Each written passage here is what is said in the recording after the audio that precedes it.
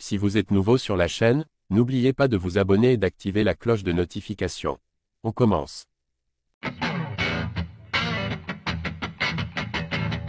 À l'instar de Benoît Saint-Denis ces derniers mois, Nassourdine Imavov a effectué une grosse montée au classement des poids moyens à l'UFC. Alors qu'ils seront tous deux en action à Paris fin septembre, l'ancien militaire a tenu un discours clair à propos du sniper. On y est, plus qu'un mois avant l'un des événements les plus attendus de l'année dans l'Hexagone. L'UFC Paris 3 aura ainsi lieu le 28 septembre, l'occasion pour les fans de MMA français de montrer qu'ils sont toujours parmi les plus bouillants de la planète. Une fois encore, la fédération de Dana White a décidé de mettre les pieds dans le plat pour cette soirée à Bercy avec une carte alléchante. Cyril Gane ne sera pas de la partie cette fois-ci puisqu'il se battra un mois plus tard contre Alexander Volkov, mais il y aura quand même beaucoup à se mettre sous la dent. En premier lieu, on pense à Benoît Saint-Denis qui va tenter de rebondir après sa défaite contre Dustin Poirier à l'UFC 299. Une victoire contre Renato Moicano lui ouvrirait d'ailleurs probablement les portes du top 10 des poids légers. BSD dithyrambique sur Nassourdine Imavov.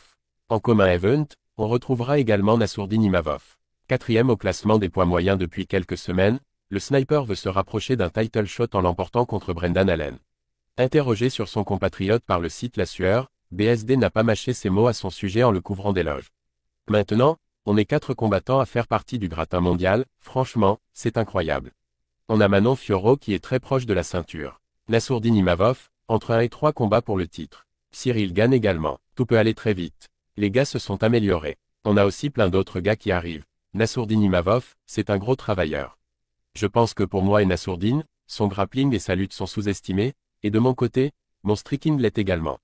Ce qui fait que tous les deux, on peut tirer notre épingle du jeu de ce côté-là.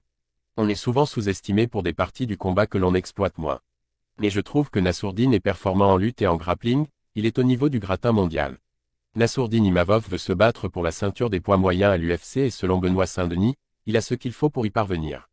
On espère que les deux combattants français émergeront victorieux de leurs joutes respectives à Paris, face à un public en fusion.